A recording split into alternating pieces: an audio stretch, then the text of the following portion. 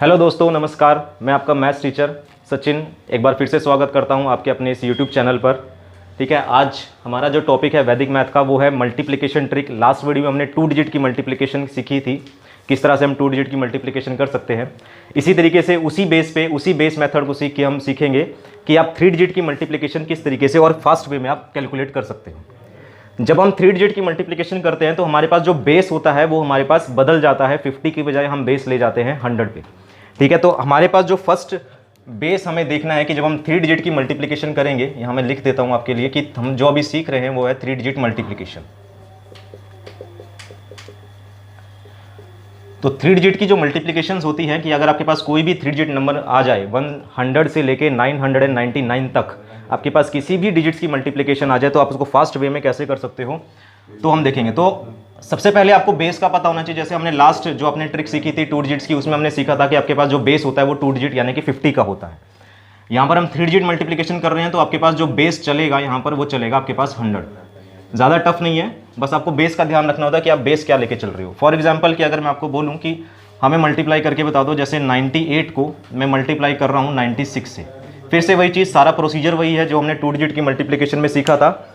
यहाँ पर हमारे पास जो बेस होगा वो क्या होगा, 100 होगा। तो फर्स्ट ऑफ ऑल जैसे हमने वहाँ पर देखा था कि 50 जो नंबर ले रहे थे कि 50 से कितना लेस है, लास्ट वीडियो में हमने सीखा था, तो यहाँ पर हम देखेंगे कि ये 100 से कितना लेस है। तो 98 जो 100 से कितना लेस है वो हमें पता है कितना है, -2। 96 100 से कितना लेस है, -4 लेस है। उसके बाद हम इन दोनों को मल्टीप्लाई करेंगे, इन दोनों की मल्टीप्लिकेशन होगी और मल्टीप्लाई करके हमारे पास कितना आएगा, +8 आएगा। ठीक है ना, तो यहाँ पर हमने क्या लिखा, +8। अब फिर से वही चीज़, 98 में से चाहे तो आप 4 को लेस कर लो या 96 में से आप 2 को लेस कर लो, एक ही बात है। तो हम 98 में से 4 को लेस करते हैं, तो 98 में से जब हम 4 को लेस करेंगे तो आपके पास निकल के आता है 94।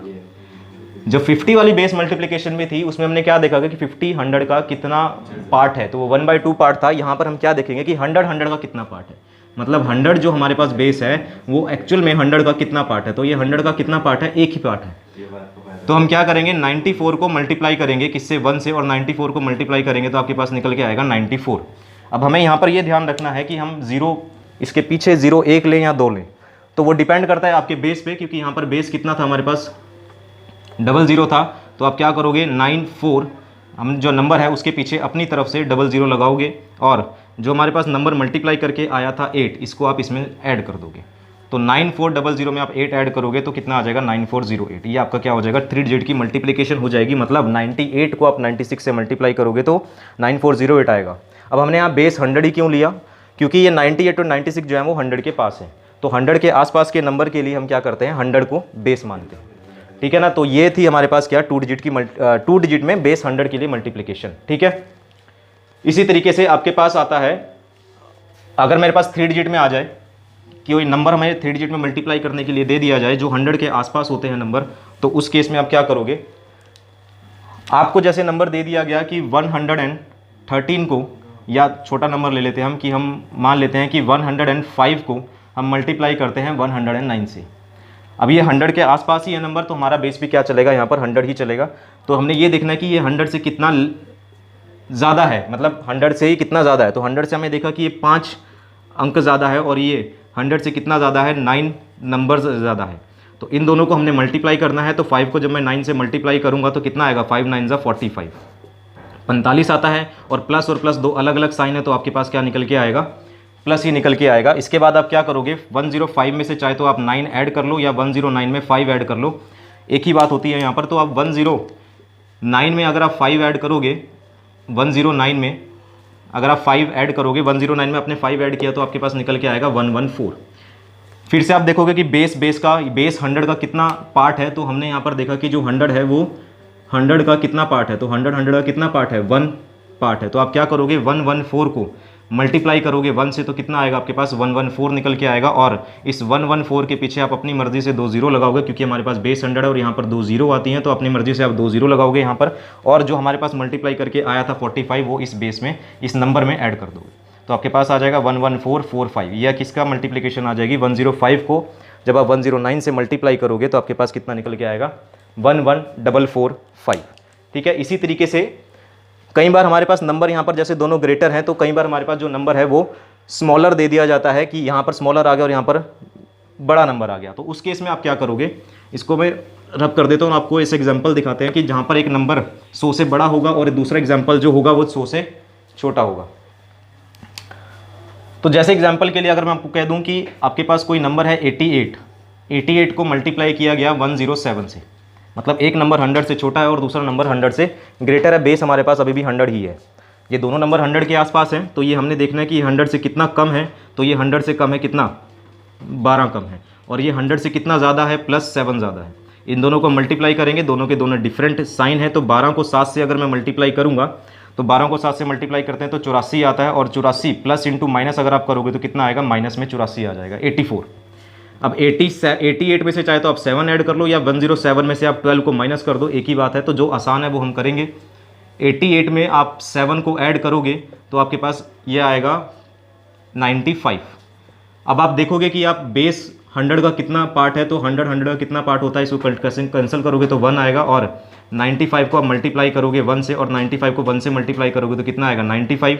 इसके बाद आप 95 के पीछे अपनी तरफ से 2 0 लगाओगे, और जो 84 है वो इसमें से माइनस हो जाएगा। तो 84 जब आप माइनस करोगे तो यहाँ 6 आ जाएगा, 9 में से 8 गया 1, और यहाँ पर आ जाएगा 4 9, तो 9416 क्या हो जाएगा, इसका आंसर हो जाएगा। यानी कि 88 को अगर आप 107 से मल्टीप्लाई करोगे तो कितना आएगा, 9416 आएगा। इसी तरीके से आपके पास अगर बेस चेंज हो जाए, मतलब बेस अगर आपको बड़ा लेना पड़ जाए कि 100 ना लेके कोई बड़ा नंबर आ जाए 3 डिजिट में, मतलब 300 के आसपास या 400 के आसपास आ जाए, तो उस केस में आप क्या करोगे, क्योंकि यहाँ तो बेस 100 है इसलिए आसान है, कई बार बेस चेंज हो जाता है, बड़े नंबर्स आ जाते हैं कैलकुलेट करने के लिए। तो अगर हम बात करें कि अगर आपका बेस 300 के आसपास आ जाए या 500 आ जाए या 800 आ जाए, मतलब 99 तक आपके पास 3 डिजिट्स होते हैं, इनमें से किसी की भी मल्टीप्लिकेशन आ जाए तो कैसे करोगे। तो जैसे मान लीजिए अगर हम मल्टीप्लाई करते हैं 296 को मैं मल्टीप्लाई करता हूँ 294 से। अब ये बेस, ये नंबर किसके पास है, 300 के पास है, तो हमारा बेस कितना है, 300 है। यहाँ पर एक इंपॉर्टेंट चीज़ है जो आपको जाननी ज़रूरी है कि अगर मैं देखूँ कि ये 296 300 से कितना कम है, तो ये कितना कम है, -4 कम है, ठीक है ना। और ये 294 300 से कितना कम है, -6। इन दोनों को आप मल्टीप्लाई करोगे, मल्टीप्लिकेशन करोगे तो कितना आएगा आपके पास, +24 आएगा। तो +24 जब आपके पास आएगा तो आप 296 में से चाहे तो 6 को माइनस कर लो या 294 में से आप 4 को माइनस कर लो, एक ही बात है।